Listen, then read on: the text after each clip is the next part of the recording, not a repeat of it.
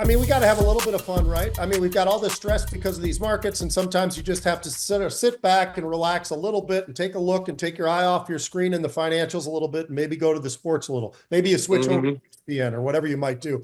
But I wanted to highlight something for you, and I love that you're on Not John today because I think this speaks to you.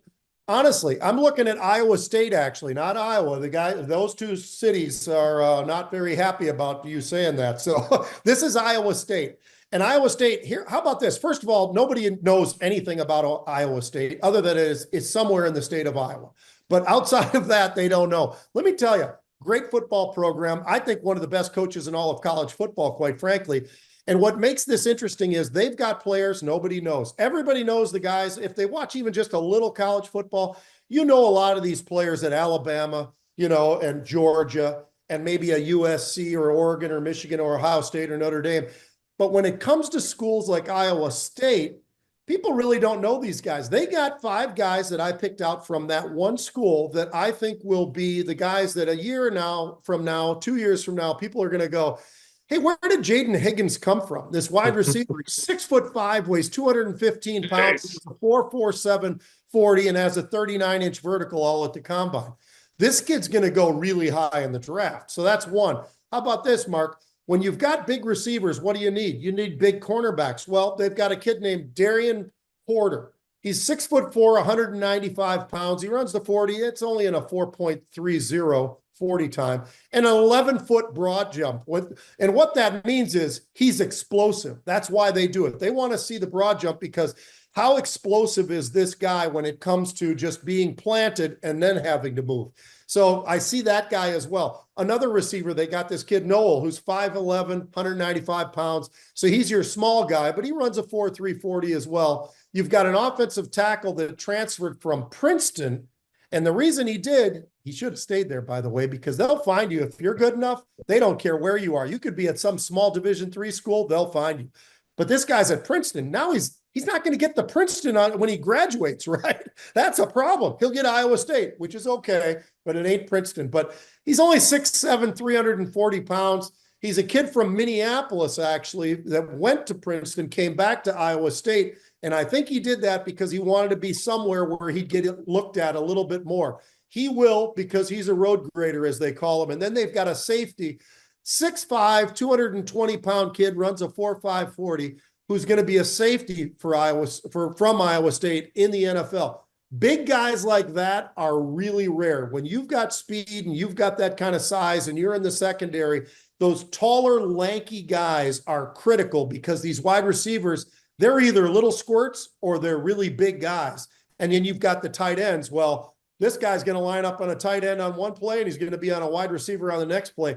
These guys are all going to be names that we're all going to go, God, now did that guy play at Miami or Georgia or where was it? He's from Iowa State. What the hell? So that's the fun, I think, of football this time of year is you start finding these players that nobody really knows much about, but they will, by this time next year, they'll be talked about a lot. And I'm sure your predictions will be correct. And of course, what's enabling all of that hopping around so we don't remember where and who they play for? It's the portal, baby. We talk about it all the time. Well, Pete, the boys of summer are back. Opening days in different major cities. Last year, we talked a lot about our friends, the Cincinnati Reds, and Mr. De La Cruz and what he was going to bring. What about Ohtani? He was a phenom last season. Is there anybody that can touch this guy in this current season? It's a great question, and the answer is no. The answer is no because I look at this guy now. He's been in Major League Baseball for a longer period of time than we all even kind of remember, right? Yeah. Because early on, he was great, but he was kind of tucked away. Now that he's with the Dodgers for year 2, I'll tell you this, Mark. I would say this. If you're in a city that has a baseball team and the Dodgers come into town, please listen to me when I say go watch this guy play because there is nobody else like him. I know he's not pitching anymore, at least for now, still, but nonetheless, he's a designated hitter that's absolutely flawless in just about every way. By the way, he hit the game-winning home run just last night just to make it all just that much more easier to button up. But he's batting .333. He's got 3 home runs already. He's got 3 RBIs already. He's got 7 walks, right? This legendary guy in 8 years has hit 228 home runs. That's a real number, man. I mean, you start doing that, and if he can stay healthy, and he's 6'4", 230-pound guy, he's not a little guy at all.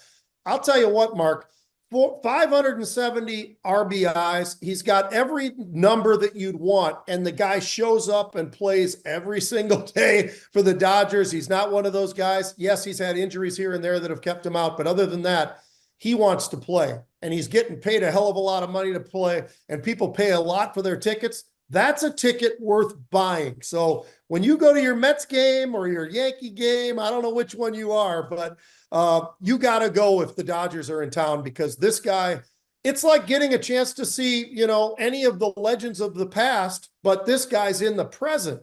What a great opportunity, right? Yeah, for sure. And, Pete, I was a bit of a Dodgers fan for a while when I used to have my office out in LA. I had some really good seats at Dodger Stadium. Fun game.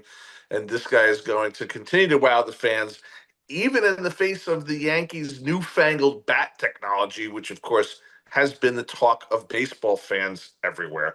Well, By the Pete, way, a real yes, real quickie for you. You never did a Larry David where you picked up a lady of the night just so you could go to the game, did you? I don't know if you remember that one, but that is unbelievably funny. I not only do I remember that one, but I have sat in that 405 traffic on the way to Dodger Stadium, and I think that many Los Angelinos, actually, Wow. have considered that minor felony in the past as a means of getting to the game more efficiently. I never, for the record, I never did that. Well, Pete, we're going to end it on that note of hookers in Los Angeles anecdotes.